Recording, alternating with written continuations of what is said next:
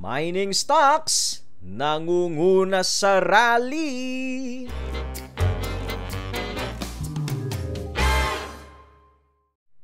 Hello mga titos and titas! Welcome to Tito Vlogs! Today po, Market Summary Thursday edition. Yan, tama yung araw natin. Thursday ngayon mga titos and titas.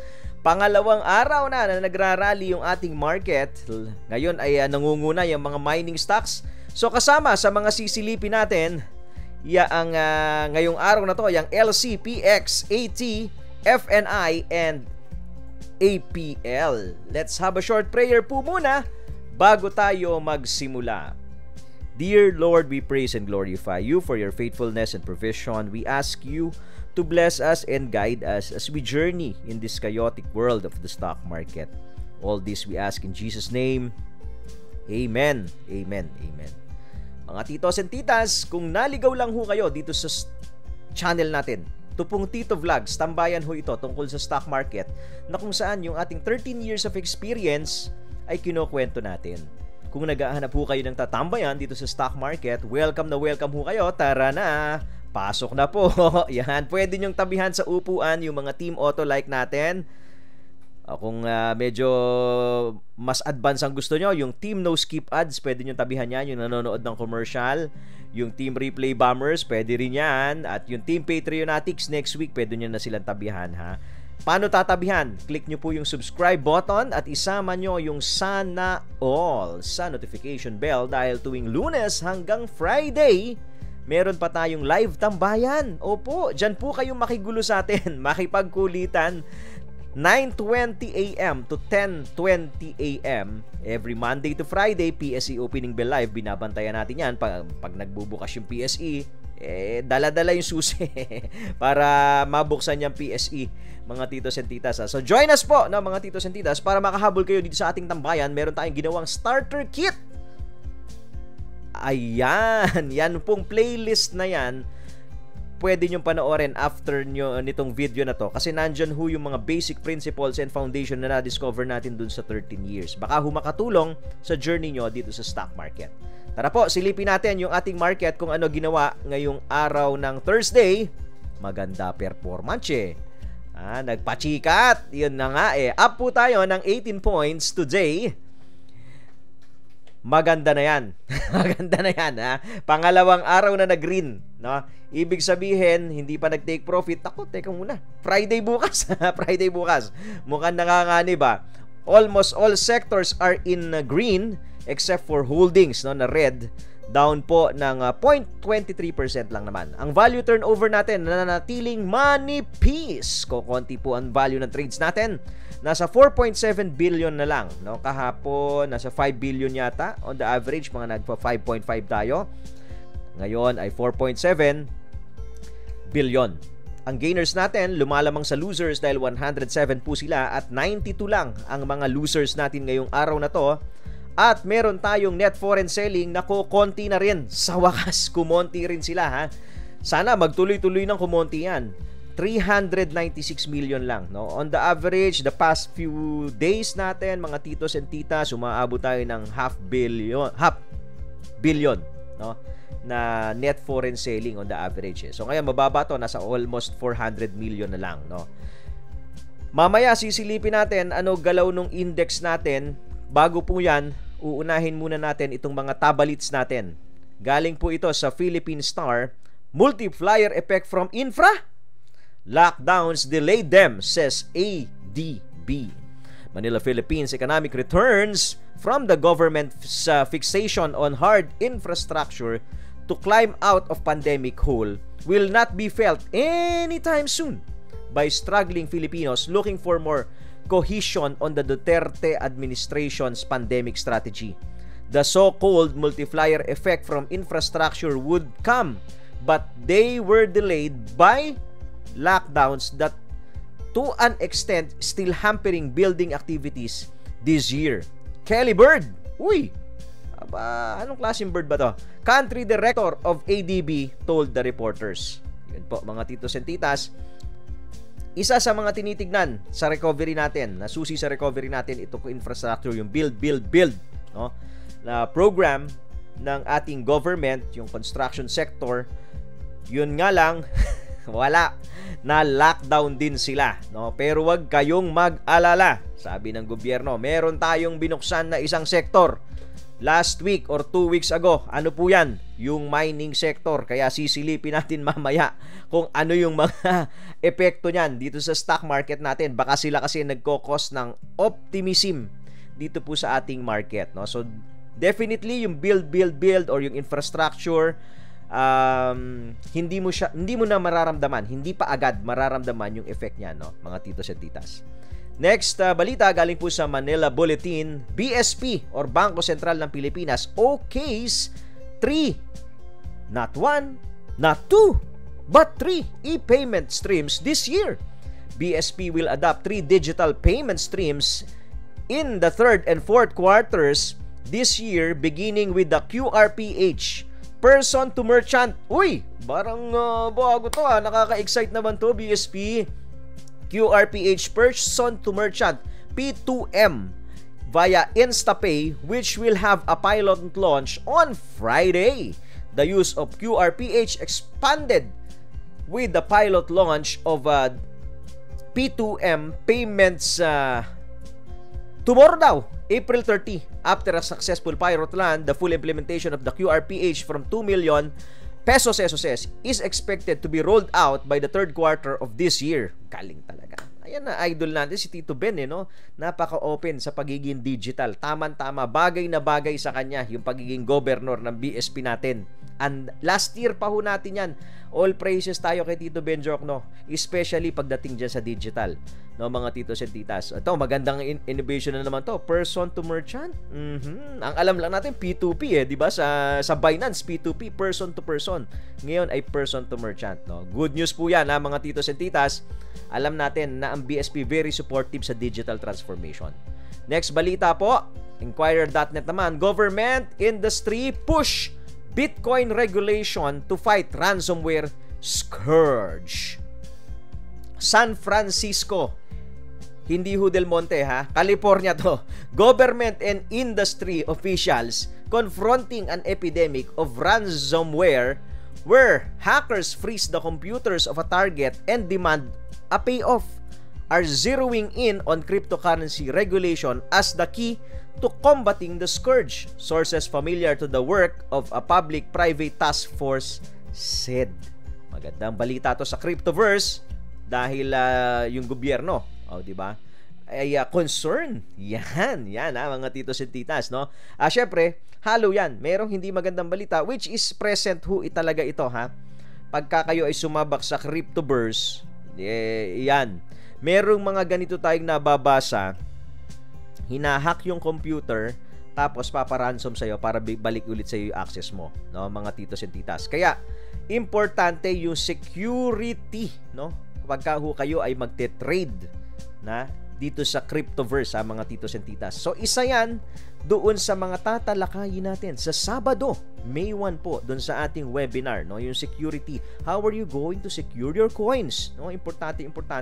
Kaya kung gusto nyong malaman kung paano yan, ay tara po dito sa ating webinar this coming Saturday, the ins and outs of crypto trading. Sabi natin, isa lang po yun, yung security, kasi nakita natin kailangan talaga, no, aware ang mga magte-trade ng crypto, no, mga titos and titas. So bukod dyan, ano pa mga topics natin, di ba? Paano kayo magsisimula? Ito ho, very basic for beginners ng crypto, mga titos and titas. Paano kayo magsisimula? Paano nyo isi-secure? Paano kayo lalabas? No? Ano yung mga klase ng trades na pwedeng gawin sa crypto? And ano yung mga pwedeng strategies ninyo? I-share po natin yan. Yung link ng registration ho ng video na yan ay nasa description ng video yung link ng registration webinar nasa description po ng video na to, no? Sabi nga natin kaninang umaga, mga titos and titas, kung hindi niyo napakinggan yung live natin, kung nagte-trade na ho kayo ng stock market, no, hindi na kayo mahihirapan mag-trade ng crypto. Konting tweak na lang. Bakit? We are comparing it, yung crypto trading tsaka stock market trading, no? We are comparing it to riding a bike and a motorcycle. At first, no, hindi kayo marunong mag-bike, nag-aral kayo mag-bike, mahirap, 'di ba? Kasi bakit? Hindi kayo sanay mag-balance, no? So it's like trading sa PSE. Naaalala nyo pa po ba nung nagsisimula kayo? Diba? Halos ma-discourage kayo, halos ang hirap. Diba? Pero ngayon, nandito na kayo sa PSE. Diba? Ngayon, so yun yung parang sumusubo ka mag-bike. Nung natuto ka magbalanse, marunong ka na mag-bike, pupunta ka ngayon, magmumotor ka, mag-i-scooter ka ngayon. Diba? So yung scooter, parang yan yung crypto. Diba? Bakit? Kasi mas mabilis yan eh. Nakamotor yan eh. Diba? May makina yan eh. Di gusalina yan eh. Diba? Pag pumunta ka ngayon ng scooter, hindi ka na masyadong mahihirapan. Bakit? Kasi marunong ka na magbalanse. Diba? Hindi ka na magsisimula from scratch. Medyo alam mo na yung basic ng buy and sell and trading concept, no? So ito-tweak na lang po natin. Kaya kung wala pa kayong experience sa crypto at gusto ninyong malaman yung basic, join us po May 1, 2021 sa Sabado na ho yan. Ha? Hanggang bukas na lang nga po pala yung registration niya na mga titos and titas. So kita-kits ko tayo sa Sabado. Tuloy na natin yung mga balita natin, ha. Teka muna, meron pa pala ibang crypto channel, ha. Baka lang nagtataka kayo, nasan yung mga crypto vlogs natin? Nasa TVCC ho, Tito Vlogs Crypto Channel, mga titos and titas, ha. So yan dyan ho, yan. Yo. Hanapin nyo, yan. Pwede nyo kaming samahan dyan sa kabilang tambayan. Next na balita natin,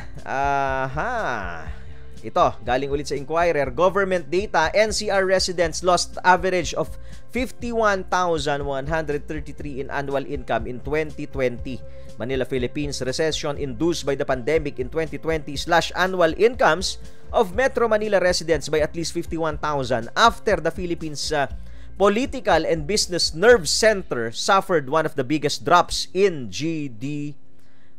GRDP, Gross Regional Domestic Product. Expected na ho ito para sa akin lang, di ba? Syempre, nagkaroon ng lockdown, so nabawasan talaga yung income. Pero yung effect nito sa ating economy, medyo hindi mabilis kumbaga yung sugat na nadulot po nitong pandemic sa economy natin, hindi ganun kabilis mahilom, di ba? Pero since tayo yung mga Pilipino, sanay tayo diyan, makakabangon tayo kahit dahan-dahan, di ba? Makakabangon pa rin, no, mga titos at titas. So may epekto talaga itong pandemic, lalo na sa atin, no, na napakababa ng income natin ng mga Pilipino, tapos mawawalan pa, di ba? So yan po yung ating mga balita. Ngayon ipasok na natin yung chart ng ating market. Nag-close na po tayo above our EMA 13. Kaya natin ng konti. Ayun, above EMA 13 tayo. Inuuntog ngayon tayo dun sa red line. 6,485 po yan, mga titos and titas. And then next, sabi natin, mukhang nakikinig naman. Dahan-dahanin lang ito. Huwag bibiglain. Okay lang tayo dyan. Dahan-dahan hanggang sa makatawid tayo sa pink. Pero expect tomorrow is a Friday. Alam nyo naman, maraming nagtitipi-tipi pagka Friday. Pwede tayong mauntog dyan sa pink line natin, sa 6,508. Okay, and then to be continued siguro sana tayo next week yung trend line natin. Ano pa mga news? Palagay ko yung bad news na inaantay natin kung sakasakali related na lang sa pandemic pa rin. Merong mga bagong variant siguro o kung ano man, hindi natin alam. Pero malamang dyan na lang related eh. Wala na eh. Siguro kung may lalabas na corporate earnings na pangit, factored in na sa presyo ng market ngayon, diba? Siguro kung may lalabas na economic data na pangit sa presyo ng market ngayon, mukhang factored in na. Pero yung mga biglaang news, biglang ni-lockdown mo ulit, ECQ, wag naman po, di ba? O yun yung mga surprise news na yon, yun ang magpapashake sa market, no? So far, nire-respeto ng market yung ating Teach Me How to Doji na candle nito pong March 22 pa pala to, no? March 22, hindi pa tayo nagko-close diyan. So tignan natin kung makaka-reverse na tayo going back to 6.5 level. Kahit dahan-dahan lang, mauuntog pa nga tayo dyan sa 6.6. Okay lang yan. Okay lang yan, ha. So merong isang sector, ha. Meron namang isang sector na pwedeng mag-lead, no? Mag-take charge, no? Nitong ating rally, which is yung mining sector. Kaya silipin na natin yung LC. Up po ito ng I think 8% today, ano. Nilagyan ko to ng consolidation eh. Ayan, ayun. Ay, hindi, tinaas ko na to eh. Dito ko na to nilagay eh. Tama ba? Hindi, ito lang. Yan. Malapit na ma-breakout to. Ito lang po, no? Yung high nito, nauntog dyan, nagkaroon ng noise. MACD natin. Tignan ko lang to, ha. Tignan ko lang, ha. Pilit kasi ito, nung umakyat, Tignan nyo ho yung difference ng MACD last time, nung nasa ilalim siya, nung pilit umakyat. Diba? Ayan po, oh. Galing sa ibaba, biglang kinambyo, nag-correct. Diba? Ang kaibahan niya ngayon, nung MACD po ngayon, ito, nakataas na, nakabuelo na, So, tignan natin kung kayang isustain kung sakasakaling ibe-breakout yung 1835. Ilang beses muna kaming inuntog dyan sa 18 na ang tagal na namin nag-aantay. 1, 2, pangatlo po ito. Itong week na to. No? So, 3. This week kaya ay bibiyakin na yan or mauuntog pa rin tayo. Kung mauntog tayo, ang magiging support natin, ito pong EMA 13. Hindi niya po dinidikitan. So, kaya area lang yan. Meaning to say, didikit lang siya ng konti dyan, pero baka hindi niya itatouch. Yan po si LC. Next na ipapasok natin. Ano po ito? Gold stock. FYAP stock ho ito. Tama, kung di ako nagkakamali. Yun ba? Tama ba? Tas gold related ho ito, itong Lepanto. Parang gold ang lumilipad, ito pa, PX. Itong isa pa. Pero nagtataka ako kasi ang presyo ho ng gold sa world market ay flat. Pero nagrarally dito sa index natin yung gold. Baka maraming mga gold mines na mabubuksan kung sakasakali. At theory natin, hindi natin nababantayan yung buong istorya doon sa mga bubuksan ng mga mining sites. Pero marami daw ho yan, mga titos and titas. Si PX din is about to break itong high niya noong October 2020, which is 650. So ngayon po ay nag-close tayo sa 635. Ibe-break ba niya yan? Pero ako i-expect ko baka mauntog, Pangalawang untog pa lang po kasi.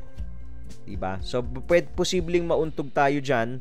MACD, malapit-lapit na rin Pero baka pwedeng pinahan, untog, baba lang konti, dikit tayo ng konti sa EMA, yun yung magiging support natin, which is umaangat. Or pwede rin itong breakout point po na to ng ilang araw. Yan ho. Yan. Yan yung dati niyang resistance, yung 550 area. Posible hong bisitahin yan in the coming days just in case mauntog, no? Kaya mga titos and titas, no, kung nakikinig kayo, umabot na kayo dito sa parte ng video na to, papaalala lang natin yung like at isa pang paalala. This program is rated KKBB. Kanya-kanyang bili at benta po tayo, This is not a recommendation to buy, sell, or hold and not a financial advice. Yan po, So, yan si PX. Ito pa isa, 80. Alam ko, gold din ito. Gold and silver yata to. Itong 80. Ito ang maganda yung rally. Kasi nag-breakout siya, kaya bantayan yung PX kasi baka pag nag-breakout, tingnan nyo breakout, ito yung binrake niya, yung area na yan, 750. Nung nag-breakout siya, ni-retest niya, tapos dumiretso na. Okay. So sabi, ano nga ba yung kaninang umaga parang nasilip ko to yung susunod na resistance nito kasi sa weekly na tayo ang dami ho kasing tulog na mining. Ito na po yung susunod na resistance niya sa weekly 880 area, parang ito po yung dati niyang support, no? Tignan natin kung gaano kalakas yan, and then after that ito po yung support nito 1140 area. So worth bantayan to. Maganda itsura, mga titos and titas, wag lang sanang ipapump and dump, no? Kasi yun ang medyo hesitations ng mga retailers sa PSE. Minsan nadadali kasi ng pump and dump. But ang isa sa mga pwedeng gawin dyan para hindi madali, mag-abang, di ba? Magtiyagang mag-abang. Kasi kung nakita mo naman na budigahin to somewhere here, no, nagko-consolidate, no? De hindi ka madadali ng pump and dump. Yan po ang 80. Teka, nasa ng support? Nasa ng support? Ito po, yung 743, yan ang 743, 750 area. Yan ang mag-aak po na support ni 80, yung dati niya pong resistance.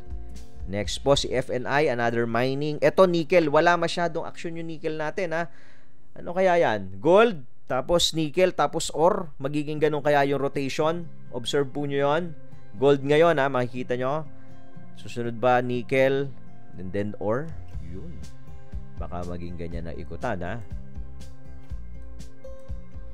FNI, MACD wise, formado ho. Mukhang gustong kumambyo pa itaas nitong si FNI. Ang kailangan niya pong i-break itong area na to. Nasa 280 area ho ito, eh. Yan, 280 area. Kailangan i-break. Once ma-break yan, ang next, ito, 320 area ba to? Yung dating high, yung all-time, yung recent high niya. Again, ilang beses pa lang nauuntog. Isa, dalawa, so pwede mauntog ulit pangatlo, ha? Pwedeng pangatlo yan, mga titos and titas. Pero tignan natin, maganda yung support po na nakita natin dito sa red line. Ayun, no? Dikit na to, it's. Diba? So, galing. Kaya yung iba na sa Patreon natin, dati nagtatanong, Tito, sell na po ba na NIKL? Wag muna, teka muna. Baka noise lang yan. Pinakita natin sa kanila to, eh. Yun ang maganda. Pagka nandun kayo sa Patreon, sabi nga natin, yung guidance, aside from the playbook, bonus na lang yung playbook, eh. But it's really more on the guidance sa pagtitrade ho ng stock market, lalo na kung bago kayo rito.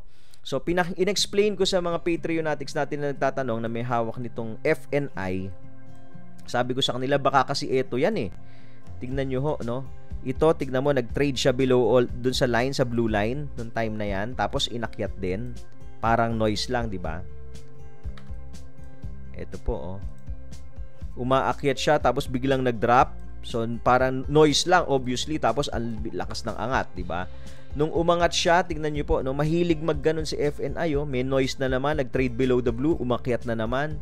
Diba? Tapos ito, nag-trade na naman below the green, umakyat na naman. Ito na naman, mahilig sa noise ito. Masyadong maingay ito si FNI. Next po, si APL.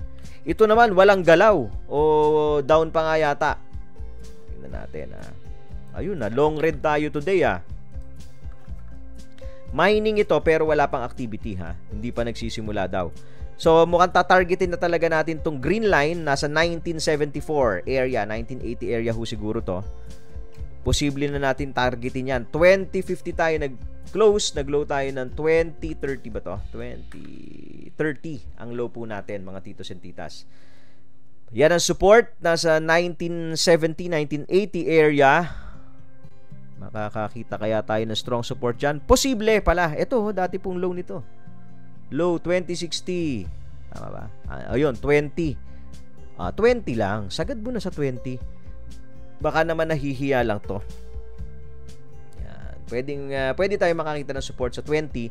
Pero makakakita ngayon tayo ng resistance ngayon dyan sa blue line. Nasa 2187. So mukhang pagdidribble-dribbulin tayo nito. Painipan na naman to. Ang MACD po, nag-cross. Yun. Nag-cross na po pala siya. And tatagusin ba niya yung 0? Tignan natin in the coming days. Kung hindi tagusin, tatahi tayo. Good na yan. Kung hindi tagusin sa 0 yan, ganito gagawin po ng MACD. Bounce dyan. Ganon. Bubulati lang dito yan. Pag bumulati ho dito yan, bulati rin ang presyo rito. Bulats din ang presyo dyan. Magkokonso ng matagal. Aba, maganda rin magkonso ng matagal to. Actually, kung titignan nyo ho sa long term, itong area na to, simula po nung January 26, 2021 hanggang ngayon, April na tayo, nagko-conso po siya dyan sa area ng 2484 or 25, sabihin mo na, hanggang 20.2 area, no? 2480 and at saka 20 area. O sabihin mo ng 20 to 25 para hindi na nakakalito, di ba? Kasi ho, bakit? Yan yung obvious, ho. Untog sa 25, salo ng 20, may mga noise along the way, di ba? Tapos akyat na naman, may noise din sa taas, bumaba na naman, may noise sa baba, umakyat na naman. So, medyo nakikita mo matagal na pala tayo nagko-consolidate talaga. Silipin lang natin yung weekly. Konso talaga sa weekly. Bakit? Ayun po oh. Pababa pa nga mukhang gusto pa nga yatang bumaba kasi yung weekly chart, yung weekly MACD pababa pa rin, no? Worst case scenario nyo ho dito, nasa 17. Ako, eto, mukhang malabo ng tagusin yung 17. Pagka tinago siya, wala na. Game over na. Pag tinago siya 17, yung low na to, yung wala nang panic sa PSE, ganito ho yan, no? Practical analysis, no? Kasi sabi natin, this is a highly speculative stock. So kung hindi na nagpapanik ang PSE at maganda balita, maganda yung mining news, pero ito ay nag-close below dun sa low niya. Ito, ano ba yung low nito dati? Noong nagpapanik, ito ba yon? 1630, nag-close below 1630, alam na this, di ba? Tapos na nga, wala na, magtatakbuhan na talaga lahat pagka-close nila without any reason. Kasi probably, wala nang problema yung index kung hindi na nga nagko-correct. Yung industry, sureball ka na okay na, di ba? Kasi nga with the announcement lifting ng mining ban, tapos ito bababa. So yung company naman ang merong problema pagka nangyari ho na ganon, di ba? So yung confidence ng mga investors wala. Gets ba? Practical analysis ho yan kasi nga nasa speculative stage tayo. Pero as long as hindi yan nagko-close dyan sa 1630 area, game pa yan. Yun, kaya ba na-like na ba? Yan po mga titos at titas. Paano? Kompleto na ba? Ayos na. Ayos na. Maraming salamat po sa panonood. Pati panonood ng commercial. As always, trade wisely. God bless you all. Kita-kits po. Kasbu. Bye.